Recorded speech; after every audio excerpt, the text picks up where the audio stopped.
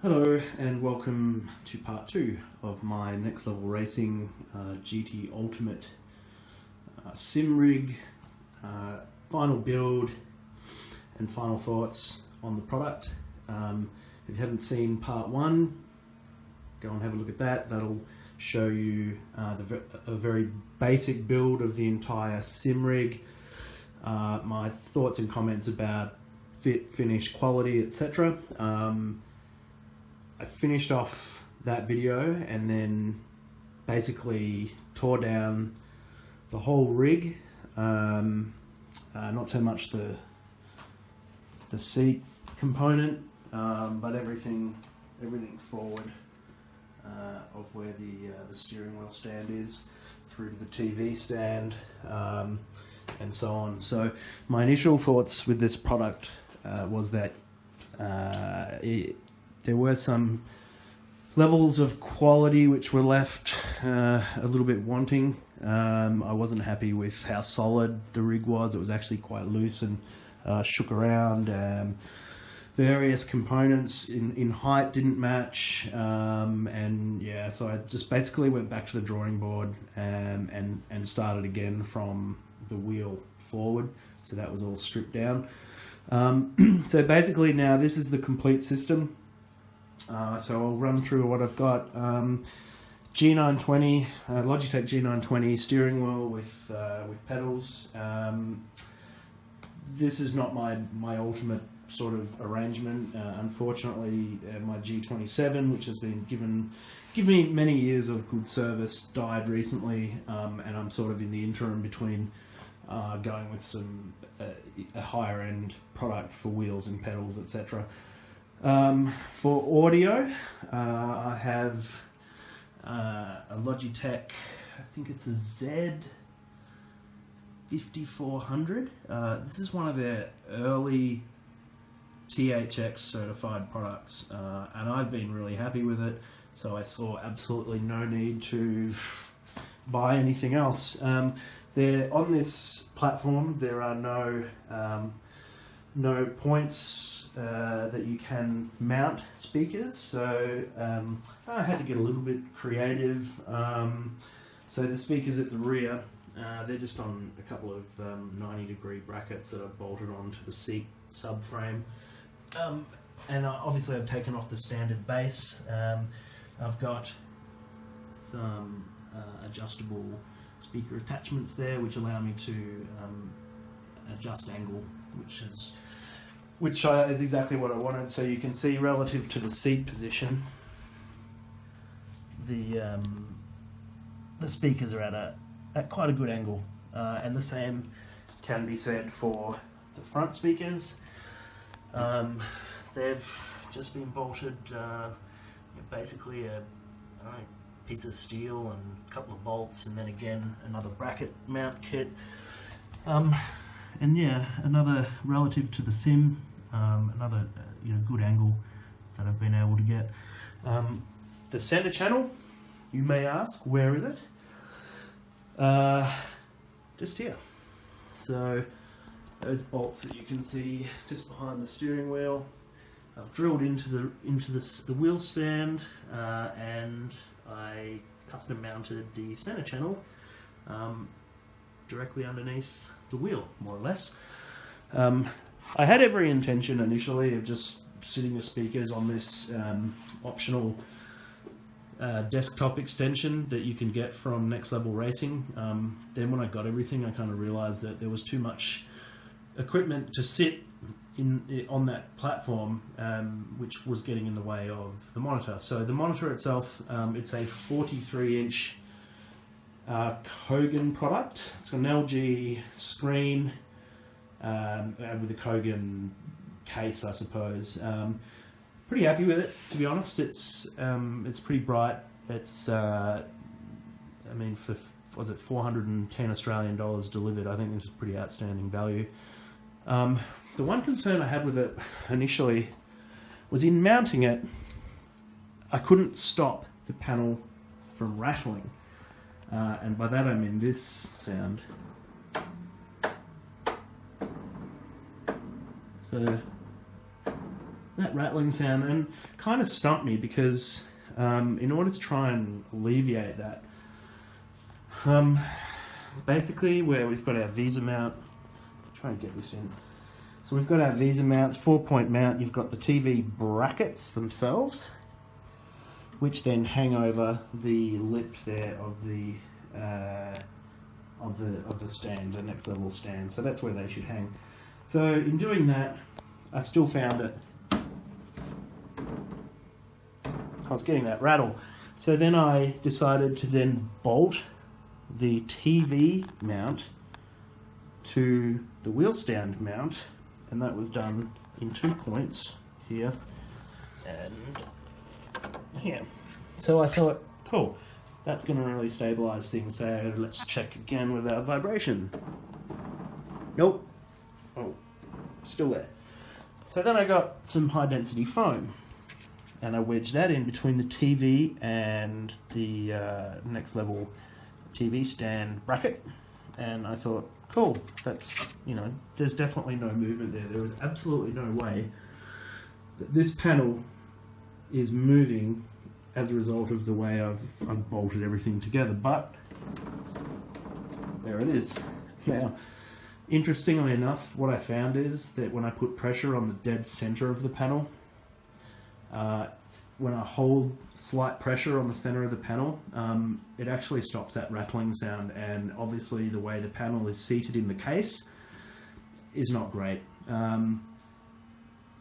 But that said, it's not much of an issue because I've managed to add extra strength to the overall rig itself, and so that rattling hasn't been very obvious during gameplay, especially when you've got a 5.1 channel THX certified system. Obviously the controller unit there is sitting on top of the sub unit. The ported side of the sub is being directed straight under the seat.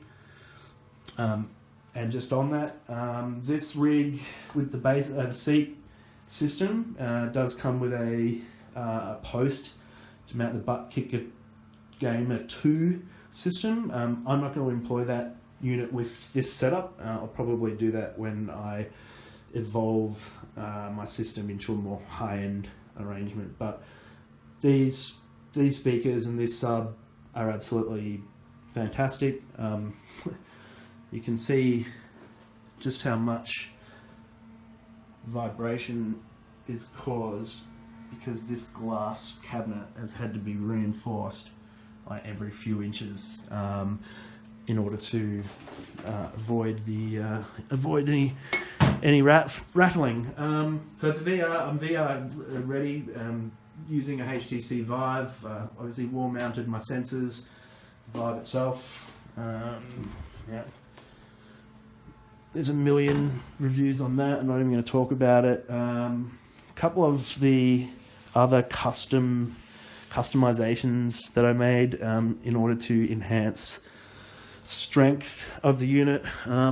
So originally this I guess what they call it's some sort of desktop stand extension, whatever, to the steering stand. It wasn't very solid, kind of wiggled and moved around quite a bit, which I didn't think was going to be suitable once I actually got into gameplay. So before I even fired it up to see what was going to happen, I got some 90 degree angle brackets, thick enough so that they were going to be super strong, but not so thick that I couldn't actually bend them. So the next two sets of screws you see on the desktop there, again, I've drilled through. I've also drilled through. I also drilled through here and here on the stand component, and then securely mounted the brackets, which made an incredible difference to how solid this top part is now. I can barely get it to move, and certainly during gameplay, there's no movement whatsoever. So back to the TV point that I was making earlier about the panel rattling inside the case, I thought this was going to be quite problematic during gameplay, and that I would actually see the panel moving slightly, but interestingly enough, there's absolutely no movement whatsoever of the panel when in gameplay.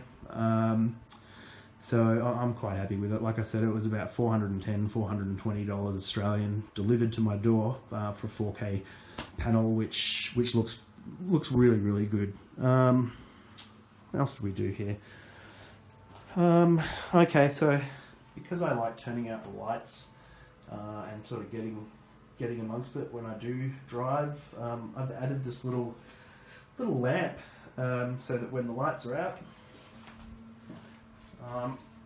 and I want to do a configuration change, I'm just gonna flick that on, and we've got plenty of illumination, so I can just sit the new Logitech keyboard and integrated mouse pad. I bought that specifically for this system. That I can not have to worry about jumping up, turn the lights on, etc. So while I'm using this system without a shifter, obviously it's sitting on what is meant to be the shift plate that comes with this Next Level Racing system, but I'm using it to put a little lamp on.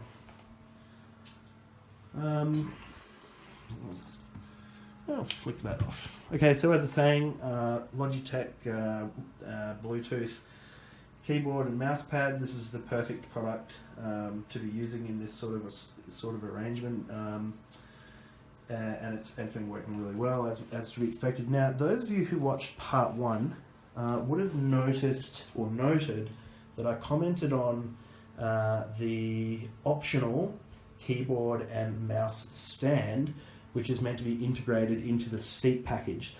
So there were 2 bolts here. Sorry, there was an extension thing that came out, was bolted on here, and then you sort of slotted in a multi-armed, flexible keyboard and mouse stand. And I noted at the time I thought it was terrible. And in practice, it was just as bad as I thought it was going to be. I went so far as to drilling my own holes to try and really tighten it up, but regardless of what I did, when it came time to actually trying to type on it, put any pressure on it, it would just wobble around left and right. So I binned it. It was just a terrible product, and I'll certainly be going back to the supplier and asking for that component to be refunded and suggest a major rethink on it if they're going to continue selling it, because it's pretty awful. So the other thing that I did a little bit of work on was the pedal base. I think in the initial video I said that out of the box it comes with quite a heavy rake on it, or angle on the base there, which doesn't feel natural. So basically he stripped all the nuts and bolts away and set it up to be perfectly flat, and also this was one of the components that was also angled funny, sort of out of the box. That moved around too much. I wasn't happy with that at all, and just through a process of tightening everything up, adjusting everything to the millimeter, it's now really solid, and I can exert maximum pressure on the brake pedal, and there's absolutely no movement or creaking, groaning, anything whatsoever. So there's probably not a lot more to say other than to comment. I want to make a comment on this seat again. In the first video, part 1, I noted how unnecessary I thought these headrest wings were. I'm 6 foot, fairly broad, and my shoulders are sort of wedged in here. So a totally unnecessary design. The Sparco Pro 2000s that I use in my race car are absolutely spot on. There are other companies that do higher level sims that actually offer the Sparco Pro 2000 for their sim rig setups. It's a worldwide phenomenally used seat in generally sort of entry-level to mid-level real-life racing. It's incredibly comfortable, obviously meets FIA standards, etc., etc. But that's the sort of style I would think would be more appropriate for this level of rig, because this is just cast sort of fiberglass. It's quite flexible, more so than you need it to be. So I was thinking about the motion system for this, which is like a seat mover rather than like a full platform mover. There's absolutely no way I'm going to invest 4,000 Australian dollars into that platform. I just do not think that this rig has the build quality or strength to manage a seat mover. I might be wrong, but I'm not about to go and spend the money to find out. So I finished this build 2 days ago, and I'd say I've probably spent 2 or 3 hours in it since it was completed. And what I noticed yesterday evening, before I had before this evening session, I noticed that the seat sort of cover had come away from the fiberglass where it's meant to be mounted. The internal foam there has pulled away from what I think was glue, and that's happened pretty much, absolute minimal use.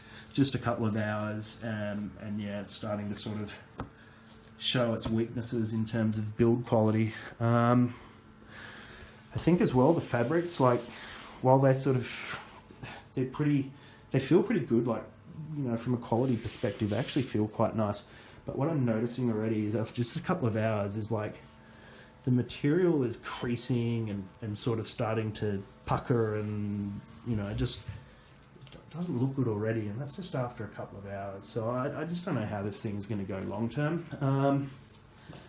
Regarding comfort, again, I said in the first video, part 1, this lumbar support section, which you sort of attach via some belt buckles, I noted in the first one that I thought it was very, very thick in the lumbar part, but then sort of to your mid and upper thoracic, there's nothing. I mean, that you can't even feel that when you go from lower back, that thickness in your lumbar region, to virtually, you know, just this tiny 1.5 inches worth of padding. You know, this is a void, and it's not terribly comfortable. And then of course you sort of then, as you go right through to your sort of upper thoracic and then neck and so on, you've got, you know, 1.5 inches of nothingness again. So that region there lacks support. So I've actually found already, from a comfort perspective, that I start to get a bit fidgety